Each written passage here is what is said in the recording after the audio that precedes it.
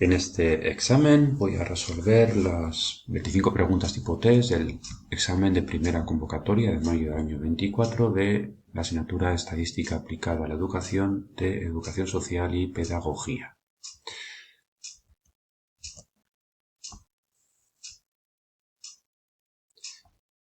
La primera de las preguntas que nos venía formulada nos pregunta por la variable sobre la que el investigador establece condiciones de tratamiento. Supongamos tú quieres medir ansiedad y vas a coger un grupito al que le vas a dar un tratamiento, pensemos mindfulness, y otro grupito al que no le das el procedimiento de mindfulness. Entonces esa variable de tratamiento es la variable independiente que se llama. En la segunda pregunta, en una encuesta, una de las preguntas que se refiere es a la raza. En la raza se supone que había como 3 tipos de raza, entre comillas, caucásica, negra, etc. Esa variable tiene escala nominal, por lo tanto. En la siguiente pregunta, un grupo de sujetos tiene una media de 35 y una desviación típica de 5. Sin necesidad de aplicar fórmulas, ¿cuál será la puntuación directa que le corresponde a un sujeto que se aparta 2 desviaciones típicas? Si tú te apartas 2 desviaciones típicas, por debajo de la media es que tendrías respecto a la media, que era 35, 2 saltitos de 5 por debajo. Bajarías al 30 si haces un salto y al 25 si haces 2 saltos. Por tanto, sería la respuesta B.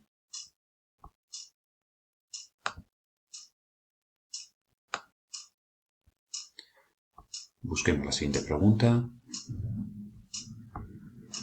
Con los datos de la cuestión anterior, tengamos en cuenta que nos habíamos alejado 2 desviaciones típicas, pero por debajo de la media, por tanto la puntuación típica que tendría el sujeto sería, o letra Z, que es lo mismo, sería de -2, porque estaría por debajo de la media 2 puntitos, o 2 saltitos, o 2 desviaciones típicas.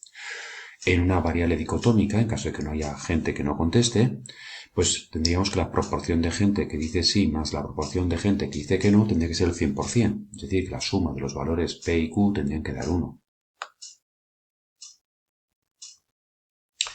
En la pregunta 6, en un libro de códigos, ¿qué nivel de medida tendría aquella variable en la que se definen los valores, no se definen los valores de la etiqueta? Supongamos que utilizas variable estado civil. Habría que poner pues soltero, casado, etcétera, sería nominal. O tú pones una variable que sea pues grado de acuerdo con cualquier cosa y pondrías pues muy desacuerdo, desacuerdo, acuerdo, es ordinal. Pero si tú no pones nombres es porque el numerito ya de por sí es un valor. Es decir, que la escala no es ni nominal ni ordinal, sería de razón, se llamaría. Entre las opciones que me dejan contestar, ¿se entiende? La séptima pregunta, la curva normal, la campana de Gauss, es un modelo que nos indica que, primero, que la distribución de los valores extremos tiene alta probabilidad de aparición. Eso evidentemente es falso porque si recordamos la campana cómo va, los valores más probables no están cerca de la media de la campana. Y a medida que te alejas de ese valor medio, la campana va bajando, tiene menos probabilidad, es justo al revés de lo que dice. La B dice que la mayor parte de los sujetos obtienen valores en torno a la media, eso es cierto, disminuyendo esa proporción de sujetos a medida que se alejan de esa media. Esa respuesta sería la respuesta buena entonces. En la pregunta 8, seguimos con distribución normal, supongamos que en puntuación típica de un sujeto ha sido 2,35. 2,35 es positivo, con lo cual se supone que tendrá una puntuación por encima de la media.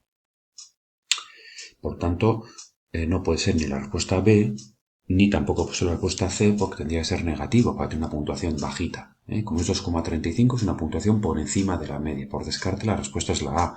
Respecto a por qué la A además está mejor definida con la respuesta que me dan del 99%, es porque si buscas el 2,35 en la tabla de la distribución normal nos encontramos que esa probabilidad va a ser muy alta, más grande del 99%. Luego deja un 99% de personas por debajo suyo. Por descarte se sabía que era la A y si no, mirando en tablas de la normal también veríamos que la A es correcta. Seguimos con puntuaciones Z, puntuaciones típicas, en este caso el rendimiento verbal tiene menos 1,5, es decir, que tiene una puntuación por debajo de la media de los compañeros de clase. Es decir, la respuesta correcta va a ser la B. ¿Qué ocurre? Que yo sé que tiene una puntuación por debajo de la media de la gente de clase, pero eso no significa que la puntuación suya va a ser pequeñita. Supongamos que trabajamos con gente cuyo rendimiento verbal, pues hablamos, yo qué sé, pues de personas que tienen una labia especial. Supongamos que estamos trabajando con los catedráticos o con personas de la RAE, lo que fuere, y puede ser que un sujeto tenga menos 1,5 en valor Z, es decir, que tenga una puntuación por debajo de la media, pero es que todo el mundo tiene mucha puntuación. Luego, en términos absolutos, no quiere decir que su puntuación sea pequeña. Habría que saber qué puntuación media tiene la gente.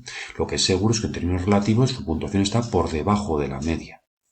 Luego la respuesta correcta sería la B de burro. Pregunta 10. Para representar la relación entre dos variables, que serían cuantitativas, el gráfico sería el de dispersión. La segunda parte del ejercicio ya es de, no tanto hacer operaciones, pero sí de contextualizarlo dentro de un modelo o un diseño. Un equipo de educadores y pedagogos está investigando sobre la incidencia de programas de transición a la vida adulta para jóvenes con problemas de situaciones desaventajadas. El programa con hipótesis, esto es importante, pretende mejorar las habilidades sociales a partir del empleo. Para comprobarlo, hemos dicho mejorar las habilidades sociales, se miden esas habilidades sociales en una escala de 20 a 100, luego es cuantitativa, y recogemos opciones de trabajo, sobre si ha trabajado o no ha trabajado, código 0 y código 1. A 300 personas se les aplicó el programa y a otras 300 no se les ha aplicado el programa. También nos dan las medias y desviaciones típicas y sesgadas, cuasi desviaciones típicas entonces, de habilidades sociales para el grupo experimental de 300 personas y para el grupo al que no se le ha aplicado la prueba de otras 300 personas. Las habilidades sociales se entiende que es la variable que estamos analizando, lo que se llama variable dependiente.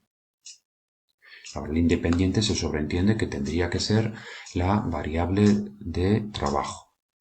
El nivel de medida de esa variable de trabajo evidentemente es una variable que es sí o no, por tanto es simplemente nominal o dicotómica.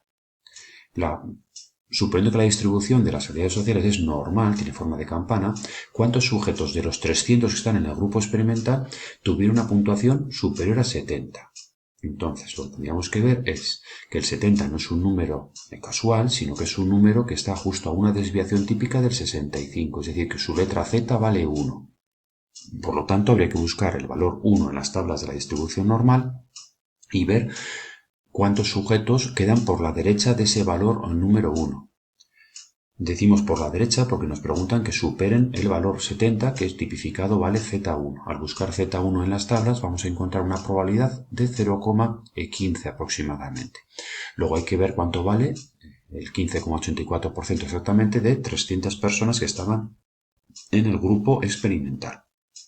Y aproximadamente el 15,84% de 300 personas son 48 personas. No confundamos con 2,52, que serían las personas que están por debajo de 70, no por encima de 70. En la pregunta 19, suponiendo que la distribución de la variable fuese normal, continuamos con el tema de la campanita, ¿qué puntuación directa habría sacado en cada grupo un sujeto situado en el percentil 50? Si tú tienes una distribución normal y estás en el percentil 50, es evidente que estás en la mediana, pero es que a su vez en la distribución normal la mediana coincide con la media. Por tanto, el sujeto del grupo experimental tendría 65 y el del grupo de control tendría 49, que son los valores de las medias. Las medias y medianas coincidirían en distribución normal. En la pregunta 20 hemos obtenido que en el grupo experimental, recordemos que había 300 personas, 190 obtuvieron trabajo y entiendo que las otras 110 no tuvieron trabajo.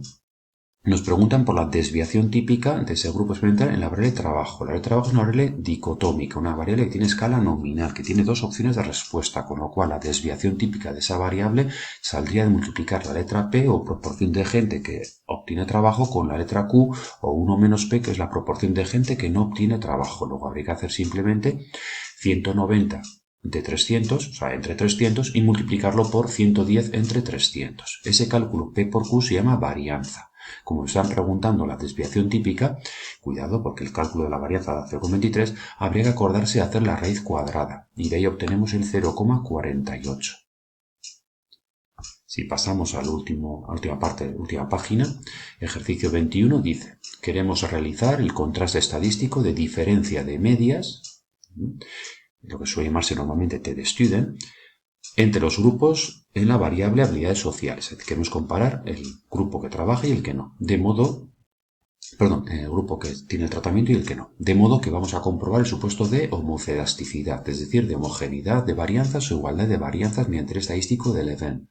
Ese estadístico arroja un valor de P, un grado de significación más grande que alfa. Por tanto, admitimos la hipótesis nula de la homocedasticidad, es decir, si se cumple el supuesto. Conforme al enunciado, el contraste estadístico de hipótesis o las redes sociales debe ser que, pues, para saber esto había que volver a acordarse del enunciado que teníamos en el ejercicio. Concretamente, el enunciado general en el que me decían que lo que se suponía era que quienes vayan a tener el programa iban a mejorar sus habilidades sociales. No que iban a tener diferencias, sino que iban a mejorar concretamente.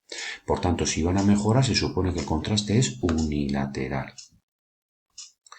En la pregunta 23 hemos decidido utilizar la prueba T de Student para hacer el contraste de medias para las variables habilidades sociales. El programa estadístico nos informa que la probabilidad bilateral es de 1 por 10.000, con lo cual se rechaza la hipótesis nula de igualdad de medias, es decir, se acepta que hay diferencia significativa entre las medias. No digo que sea relevante, sino que es significativa. Para que sea relevante, recordemos, dependemos de lo que se llama D de Cohen o tamaño del efecto. Si queremos calcular la relación entre un grupo experimental y no experimental y trabajo, como ambas variables son cualitativas y además ambas son dicotómicas, haríamos el coeficiente phi.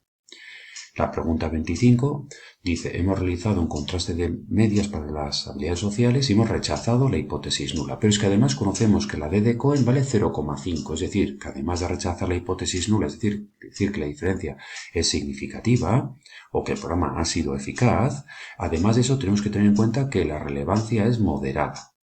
La A nos dice que la relevancia es moderada, esa es sería correcta siempre y cuando me diga que se ha rechazado la hipótesis nula, pero el problema está en que dice que la diferencia es estadísticamente igual a 0, es decir, que no es significativa.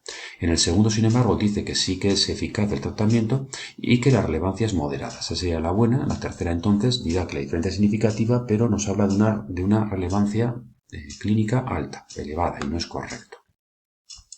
Vale, vamos a revisar las preguntas, que creo que me he dejado algunas sin contestar. A ver, hasta la 16 y...